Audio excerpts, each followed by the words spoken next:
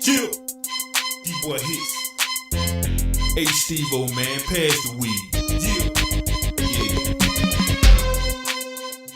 Yeah. Welcome to Run Your Mouth Podcast with me, your host, Dre Drizzle. I did a video about Wayne Williams a couple of days ago, and I got a response to that video in the comment section about why was he on the bridge or what was he doing on the bridge. And you know me, I get straight to the point. I don't hold you. Wayne Williams was cruising. Okay, he was cruising. If you don't know what that is, you may want to Google it or ask somebody in your family what cruising is. And that's why he was out that late on the bridge riding. He never stopped on that bridge. They never proved that he stopped on the bridge. Officers under the bridge say that, and one of the officers said that he heard a splash in the water. The other officer said they didn't hear a splash in the water, and he goes on to say that the splash sounded like a human body. What the hell does a human body splash sound like? You see what I'm saying? You see where I'm going with this? There was never nothing thrown over the bridge, because if you are trying to lift up a dead body by yourself and throw it over the bridge, it would have taken a little bit of time. They would have heard noises. They would have heard him probably huffing and puffing, trying to throw this body over the bridge. All lies. Then they go head on up to the car and everything, and they look in the car and they see this nylon rope. And the officer said that could have been used as the murder weapon. Well, if you thought that, why didn't you confiscate that? You claimed you had probable cause to stop this man on the bridge. So if you got probable cause to stop him, you had probable cause to search the car. You didn't. You just looked in the car and saw a nylon rope. And your buddy said he heard a splash that sounded like a body. And you just asked him a question or two and let him go. You asked him maybe one question and let him go. All lies. See, Wayne Williams had a secret life. And some people know what that secret life was. And he was out cruising that night. Yeah. Look it up. Google it. Ask somebody in your family. They'll tell you what cruising is. But anyway, they let him go.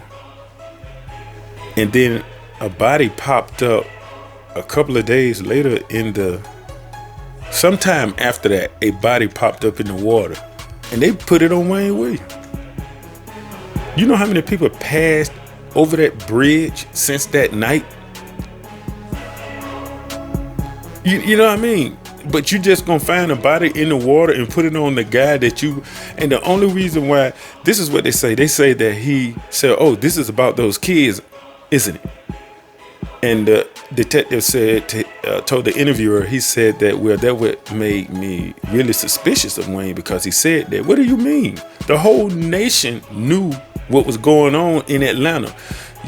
The officer was talking like Wayne Williams said something that nobody knew about but them, the officers. Really? You pull this guy over, and of course he's gonna be like, "Oh, it's about those kids, right?" Anybody would have asked that question.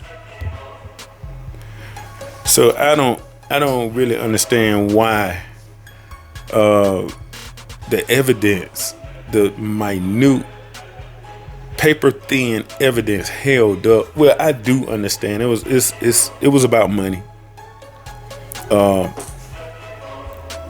It was about money, politics, and you know, everybody just going with what the officers and everybody is saying about, okay, well, we got the killer and all that. Nah, he was never charged for the kids, so they painted this picture for you that he's the Atlanta child murderers, but he was never charged with that because they know they didn't have evidence on that. So they pinned 2 adults on him, and they didn't even have evidence on that to actually pin those murders on him.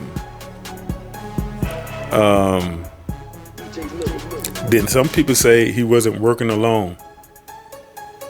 So you mean to tell me back in those days there were no snitch, what you call that, no snitching? That didn't exist back then. You gonna give me 2 life sentences and I it's other people doing this with me? No, I'm gonna make a deal. Now, it wasn't Wayne Williams. Wayne Williams is merely the last victim of what was going on back then. That's all he is. He's just merely the last victim of that. And they know he innocent. Sidney Dorsey was working that case.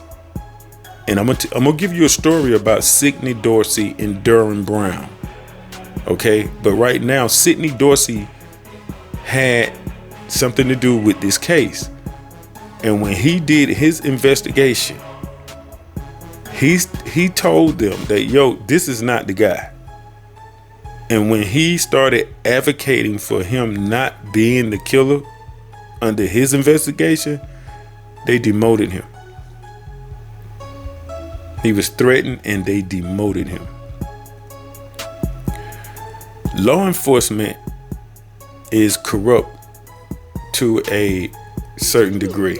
It's corrupt. We know this. It's been corrupt. We got to stop letting them paint a picture without asking questions, without seeing or hearing the other side. No matter what goes on in your life, whatever comes to you, always seek to hear both sides of the story. And I guarantee you, when you hear both sides of whatever story, the person that came to you with it, that information they gave you is gonna 9 times out of 10 be devalued by a little bit or a lot. Never, ever take one side of the story. Never, ever. Because you don't know what's going on until you get both sides of the story, and then you make your judgment or your perception or whatever of what's going on. And that's with anything. That's with anything. Free Wayne Williams. Free Wayne Williams. All right? Talk to me in the comment section. If it's something I missed, let me know. Run Your Mouth Podcast. Happy Saturday. Enjoy this weekend. And God bless.